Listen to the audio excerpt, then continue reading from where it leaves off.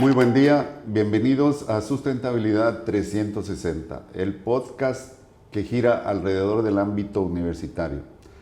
Este día tenemos como invitado al doctor Paciano Rivas de la Facultad de Ciencias Químicas de la Universidad Autónoma de Nuevo León. Doctor Paciano, buenos días. Buenos días, doctor. ¿Cómo estás? Muy bien, contento de estar aquí. Qué bueno, me da mucho gusto verte otra vez en estos programas de difusión que hemos arrancado. Y vamos a hablar, Paciano, eres ingeniero químico, pero platícame un poco. El jovencito aquel de 16, 17 años, ¿cómo decide estudiar ingeniería química? Remontándonos a aquellos ayeres, yo estudié una preparatoria en Durango que era de carácter técnico. Yo soy técnico en computación, ¿sí? Pero siempre fui como muy inquieto por las matemáticas y la química. Y la razón por la cual estudié ingeniería química fue por un amigo que estaba en los últimos semestres de la carrera de ingeniería química. Estudiaba en la ciudad, somos de un pueblo que se llama La Constancia, y los fines de semana convergíamos en el pueblo, y ahí nos platicaba él que la ingeniería química era muy bonita porque había que diseñar equipos de separación y las refinerías, y como que era muy elocuente el amigo, se llama David, y él fue como el que me empezó a meter el gusto por la ingeniería química, y como que convergió que a mí me gustaban las matemáticas y la química, y me metí a estudiar esa carrera. Inicialmente yo quería estudiar una cosa muy diferente. Yo quería ser licenciado en Ciencias Políticas. ¿Sí? Pero, ¡qué cambio! Sí, súper. Pero no tuve un amigo que me enamorara de las ciencias políticas como lo tuve para estudiar ingeniería química. ¿Sí? Y así fue. Ahí en el rancho, entre los árboles, platicando de la ingeniería química, fue donde me surgió el gusto. Luego entré en el 2003 a estudiar ingeniería química, hace 22 años, y no me arrepiento. Me gusta mucho la carrera de ingeniería química. ¿Sí? Vivo, como y me divierto con la ingeniería química. No, pues entonces debes estar muy feliz. Sí.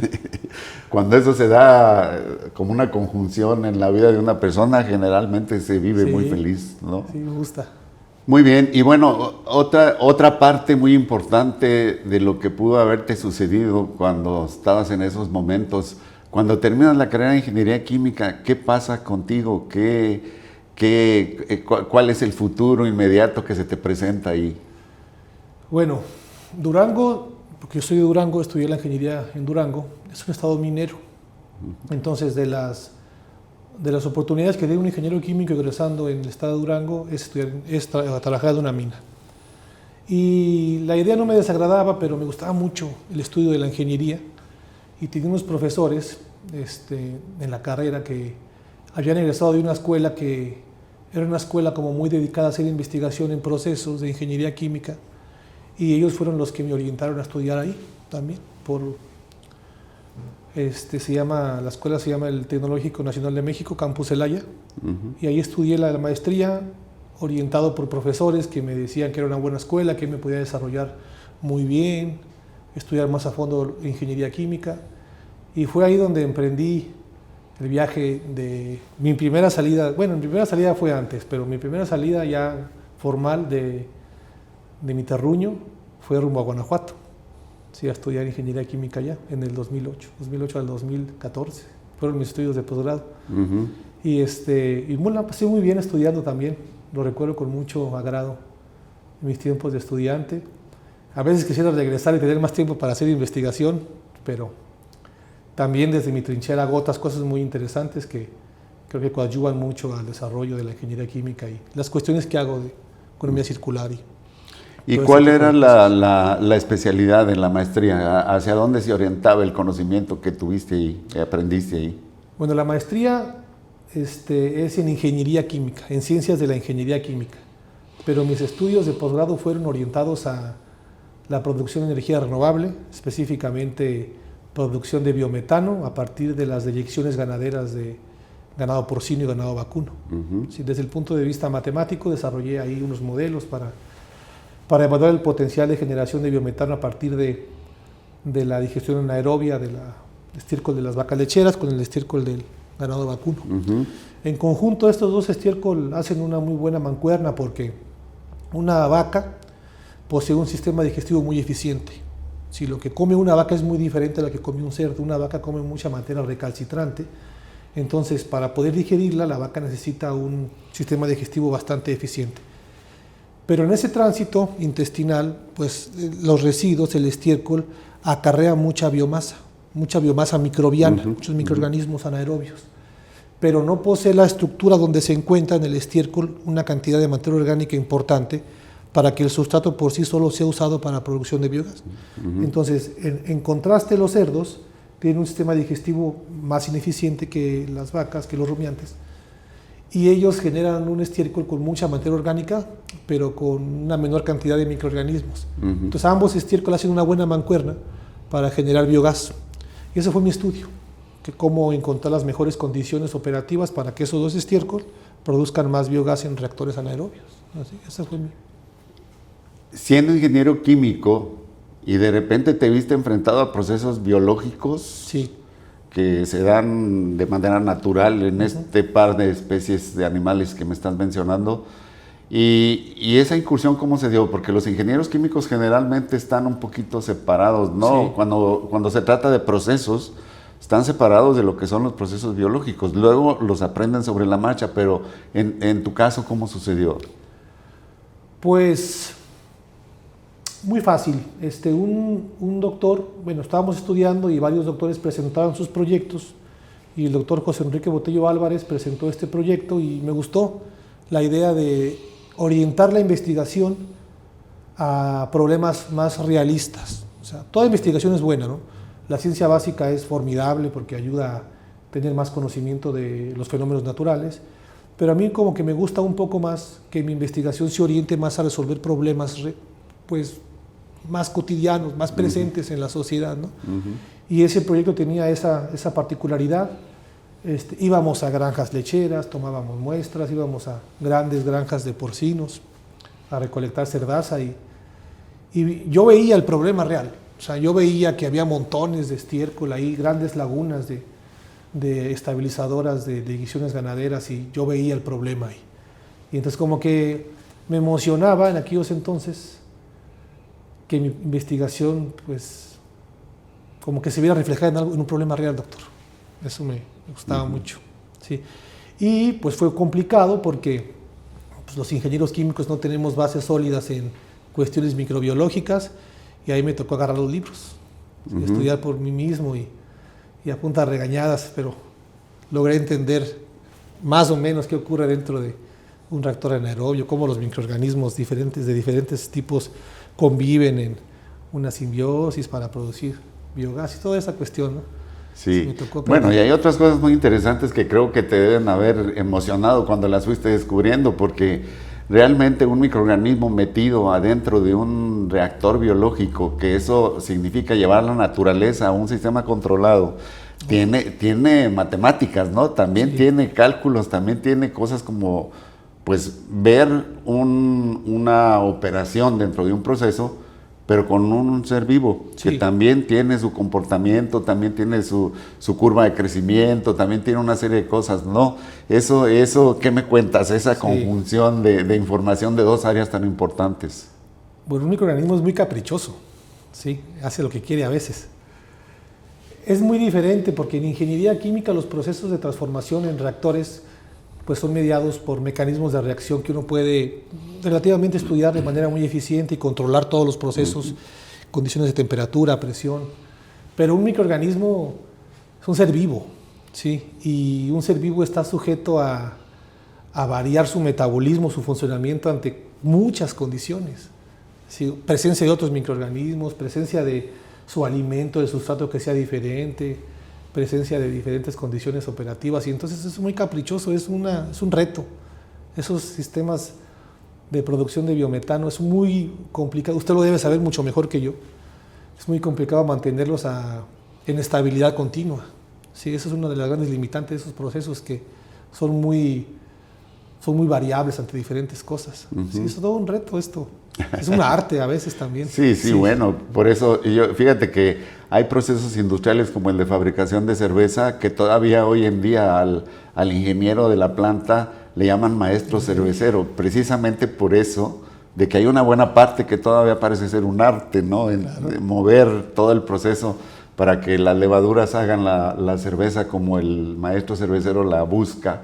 Y bueno, acá sería exactamente lo mismo, ¿no? El interés por un producto final o productos finales, y aquí quiero entrar contigo al asunto de la biorefinería, y pues lograr el objetivo y mantener además esto funcionando en una óptima condición por un tiempo largo, que es lo que dices tú. Mantener continuamente un proceso biológico da muchos problemas en la práctica, ¿no? Súper. Sí, porque en esos esquemas de biorefinerías, donde los actores principales son los microorganismos, se requiere de mucha ciencia detrás, ¿sí? De muchos cuidados, de mucha instrumentación en los equipos para poder monitorear las cosas que ocurren. Hay una serie de estrategias que se pueden implementar para poder darte cuenta si tu proceso va a fallar. Se llaman indicadores de alerta temprana. Entonces te dan una ventana de tiempo muy corta para poder resolver problemas muy graves. Entonces, uno de los principales retos de que las biorefinerías y todos estos procesos de producción de biocombustibles o bioproductos a partir de microorganismos sean un éxito en México es justamente que los procesos no fallen, que estén estables a lo largo del tiempo, pero aún más allá, que lo que se produce a partir de estos procesos tenga competitividad económica con lo que se produce de manera convencional. Por decir un ejemplo, si usted produce biometano, su principal competidor va a ser el gas natural para producir electricidad o para usar como biocombustible, y el gas natural su procesamiento es más barato muchas veces que la producción de biogás, y más si existen subsidios gubernamentales que obstaculizan muchas veces la proliferación de las energías limpias. Entonces son retos importantes de estos procesos, ¿sí? El poder tenerlos estables, pero también que el entorno con el que ellos van a competir en la sociedad sea justo, y eso es un reto que no le compete tanto al investigador, sino más bien creo que son cuestiones legislativas, de tomadores de decisiones, que tienen que voltear a ver estos esquemas porque son muy limpios desde el punto de vista ambiental, pero también aportan muchos beneficios sociales a muchas personas, ¿no? Pequeños productores, o dependiendo de dónde estén las fuentes de residuos. Ese proceso de digerir residuos orgánicos y transformarlos en metano, de hecho se habla en el mundo, y la investigación tiene muchos años de estar ocurriendo, incluso de reactorcitos a nivel doméstico, ¿no? Para los residuos de una cocina y producir gas ahí para el consumo de la misma cocina. Se habla de eso como si fuera tan fácil de tener, pero creo que los diseñadores en la parte de ingeniería han logrado establecer algunas cosas muy interesantes en ese asunto, ¿no? Utilizar lo que tú mismo estás produciendo en tu vida diaria. Cuando hablamos de esto, de la producción de biogás con residuos como son los desechos de los cerdos o de las vacas, estos procesos se han llevado, este mismo proceso de la producción de metano se ha llevado a los sistemas de digestión de lodos en las plantas de tratamiento de aguas residuales, pero también a la utilización de otro tipo de desechos de tipo agrícola, ¿no? Sí, claro. ¿Has experimentado con cosas diferentes a lo que es el excremento de una res o de un cerdo? Sí, doctor. Bueno, su comentario tiene como dos puntos que quería tratar, ¿no? El primero es que, además de los retos biotecnológicos que existen para que estos tipos de bioenergías funcionen, también hay una variante social bien importante, ¿sí? El obstáculo social también es una cuestión que puede obstaculizar el crecimiento de las energías renovables. Nosotros, cuando íbamos a las granjas lecheras, había grandes granjas en el Bajío, y se les hablaba a los pequeños productores de vacas lecheras que si estaban dispuestos a poner un digestor anaerobio de traspatio para cocinar, y jamás pasaba por su mente que la popó de las vacas produjera un gas para ellos sucio, porque era popó, para cocinar sus huevitos estrellados, sus frijolitos. Entonces, esos obstáculos sociales, sí, claro, basados en el desconocimiento, pues limitan también la proliferación de este tipo de tecnologías. ¿Sí? Y sí, en segunda parte también hemos estudiado la digestión anaerobia de muchos sustratos. ¿Sí? Específicamente aquí en la ciudad somos grandes generadores de materia orgánica, principalmente la fracción orgánica de los residuos sólidos urbanos es una fuente muy importante de residuos que tienen potencial para generar biogás. Los residuos de la central de abastos, aquí en el noreste de México tenemos la central de abasto más grande aquí en Nuevo León, que es La Estrella. Genera más o menos entre 30 y 40 toneladas diarias de residuos, principalmente de frutas y vegetales, en gran proporción. Su destino final es casi su totalidad enterrarse en un sitio de disposición final, un relleno sanitario de manejo especial. Entonces hemos desarrollado ahí algunos proyectos para diseñar procesos a gran escala que puedan sacar la energía a esta basura a partir del proceso de digestión anaerobia. En papel nos hemos encontrado con muchos retos para que estos proyectos puedan ser sustentables, principalmente el obstáculo económico, ¿sí? Para que puedan funcionar. ¿Por qué? Pues porque compiten con el biogás. En una planta de este tipo se produce para generar electricidad, pero la electricidad que se genera cuesta más que la electricidad de la Comisión Federal. Entonces ahí eso obstaculiza que los rendimientos económicos a cierto tiempo no sean atractivos para inversionistas que quieran invertir en esas tecnologías. Entonces, sí, somos grandes generadores de residuos como residuos de rastro también, ¿sí? Y los residuos de rastro también son residuos de manejo especial que van directamente a un relleno sanitario. Pero tienen una particularidad muy interesante estos residuos, que tienen alto material proteico. Y la dieta de un microorganismo anaerobio requiere proteína para poder amortiguar cambios de pH, para poder tener un poco más de rendimiento de biogás. Entonces aquí en la ciudad hay muchos sustratos que en buena mancuerna pueden generar procesos productivos a gran escala para la producción de biogás, pero hay muchos obstáculos, sobre todo los obstáculos económicos, ¿sí? Para poder implementarlos. Esta parte, tú mencionabas hace rato los topes sociales o los límites que de repente la sociedad pone, y en la parte económica pues obviamente pueden aparecer muchos, pero ¿por qué será que no han entendido que es simplemente utilizar un desecho? O sea, si el desecho se deja que se pase por el proceso de descomposición normal, pues igual el metano va a estar ahí y puedo no recuperarlo. Se estaría yendo a la atmósfera. Y entonces, si no lo utilizo, si no lo quemo, pues el metano es un gas de efecto invernadero que finalmente provoca problemas. O sea, ese análisis global del asunto, o sea, primero es un residuo. El metano como quiera se va a producir en el proceso de descomposición. Y si no lo recupero, se va a la atmósfera y me provoca problemas de otro tipo. Y si lo recupero, pues lo puedo utilizar en algo. O sea, esta visión no existe todavía en los que aportan el dinero para hacer investigación. Yo creo que la visión existe, sí. Pero yo creo que más bien los retos son de otra índole, sí, un poco más relacionado con tomadores de decisiones en otros ambientes, ¿sí?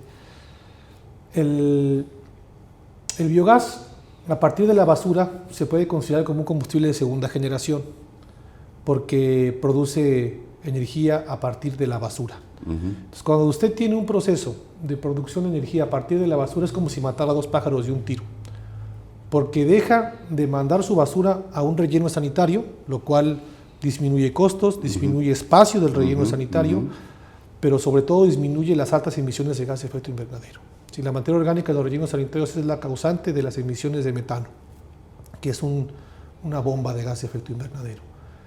Y la otra es que si esa materia orgánica, en vez de mandarla al esquema lineal, que es el relleno sanitario, lo manda a un esquema de economía circular, que es generar energía, pues reemplaza energía mexicana a partir de la energía que produce con el biogás. Y eso es bueno porque la energía mexicana tiene una contribución de más del 70% de fuentes fósiles.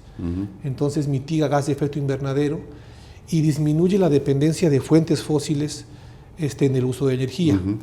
Es una alternativa muy buena producir electricidad a partir de la basura orgánica, pero los retos principalmente son porque los costos de inversión de esos proyectos son muy altos y los retornos de inversión son a muy largo plazo, ¿sí? Por muchas cuestiones, ¿sí? Hay que tener los procesos, son cuestiones de diferente índole, cuestiones de mercado, cuestiones de inversión inicial y cuestiones técnico-científicas. Las de técnico-científicas pues se basan en tener procesos estables que mantengan rendimientos de metano altos durante todo el tiempo y que ante diferentes eventualidades o eventos fortuitos esos procesos puedan seguir funcionando. Un ejemplo, ahorita que estamos grabando este podcast está lloviendo mucho. Entonces la lluvia afecta la calidad de los residuos, ¿sí? Se diluyen y eso afecta el proceso de producción de biogás. Pero también en Nuevo León pues tenemos ciertos problemas de vialidad. Y si un evento fortuito puede ser que el sustrato no llegue a la planta.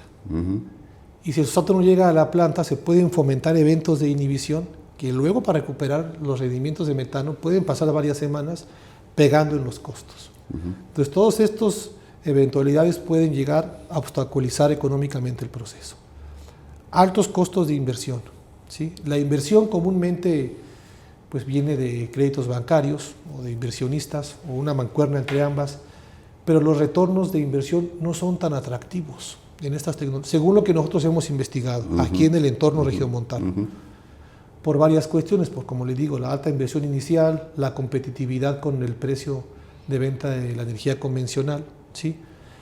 Y como tercera, no existe como un mercado muy formal o reglas muy claras para vender esta electricidad o esos productos valorizables. Electricidad principalmente de la basura orgánica, no existen subsidios como lo existe en Europa, ¿sí? O en otras partes del mundo, con países con un mayor nivel de sofisticación tecnológica en esos procesos, donde, por así decirlo, premian un poco más, apoyan un poco más la proliferación de estas tecnologías a través de subsidios, ¿sí? En vez de inyectar tanto subsidio a energías fósiles, que son muy importantes, también debería voltearse a ver el subsidio a energías limpias, ¿sí? Porque acarrean muchos beneficios que la gente posiblemente no vea por una mala información, pero los beneficios de las energías alternativas, particularmente las de segunda generación a partir de basura, son muy importantes, ¿sí? Todos estos esquemas de economía circular que están en boga ahorita resuelven muchos problemas de contaminación ambiental graves en las ciudades. Muy bien.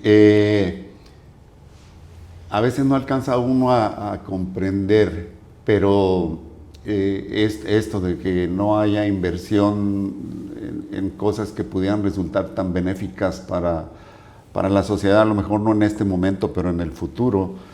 En la parte de desarrollo ingenieril de los procesos como tal, pues en ninguno de los casos, y lo conozco más o menos bien en el asunto de la digestión de lodos en los sistemas de tratamiento de agua residual, pues el metano no sale solo, o sea, sale con otros gases y en algunas ocasiones con una alta concentración de compuestos volátiles de azufre. Entonces, la parte donde ya recupero el gas y lo envío a un sistema para ser utilizado para producir energía o simplemente lo quemo y lo dejo ir a la atmósfera, pues hay cuestiones todavía de diseño ingenieril que habría que cumplir, ¿no? Sí, o sea, ¿te parece que eso es muy complicado? Digamos, el lavar o purificar el gas metano para que estuviera lo más concentrado posible como gas metano, y a fin de cuentas no tuviéramos esos otros contaminantes que finalmente son un problema, a veces incluso en los combustibles líquidos, como la gasolina, ¿verdad? Claro.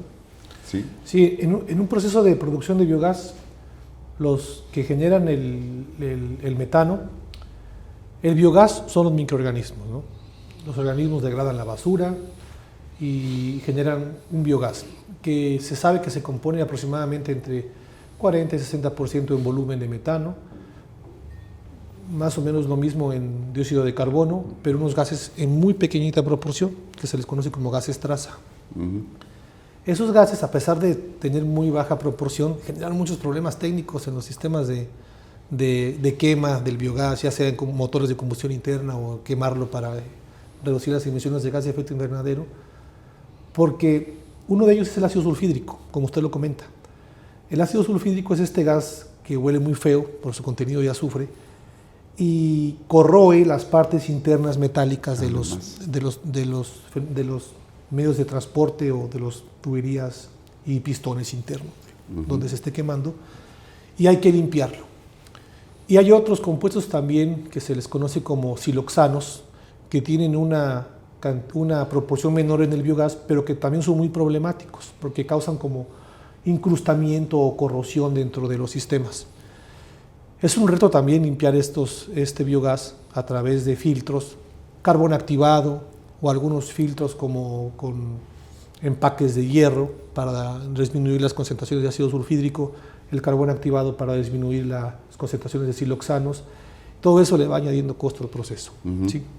Y hay que tener muy cuidado de esa parte porque se dice que, hay muchos estudios, pero se dice que más o menos en un sistema que utiliza la basura para finalmente generar electricidad, sí, que se basa en la construcción de equipos de preparación de los sustratos, el digestor anaerobio, el secado de los lodos para producir biofertilizante y el generador eléctrico para generar electricidad. Este último se dice más o menos que es como del 30 al 35% de la inversión inicial de todo el proyecto. Entonces, es sumamente importante cuidar ese equipo para que siga funcionando, porque es el que me está generando la electricidad, el que eventualmente me pueda hacer rentable el proceso. Pero para ello se necesita que las personas que operen estos procesos tengan conocimiento, ¿sí? Y esa es otra de las cuestiones que yo considero, desde mi limitada experiencia, que ha también obstaculizado el éxito de estos procesos de producción de biogás, ¿sí?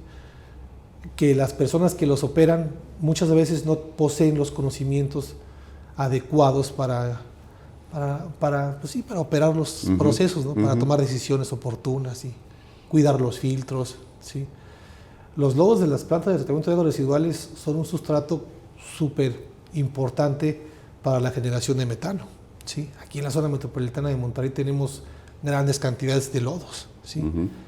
Desconozco ahorita si los procesos estén produciendo biogás, pero conozco con certeza que existen procesos de producción de biogás en las plantas de Dulces Nombres, por ejemplo, para producción de biogás con quemadores, pero hay que tener también un cuidado muy intensivo en estos procesos, ¿verdad? Para que puedan funcionar adecuadamente. Eso puede significar un gran reto también para las universidades, entonces, en los procesos de formación de ingenieros, tecnólogos capaces de resolver toda esa problemática. Claro. Ahí nosotros en la Facultad de Ciencias Químicas, donde trabajamos,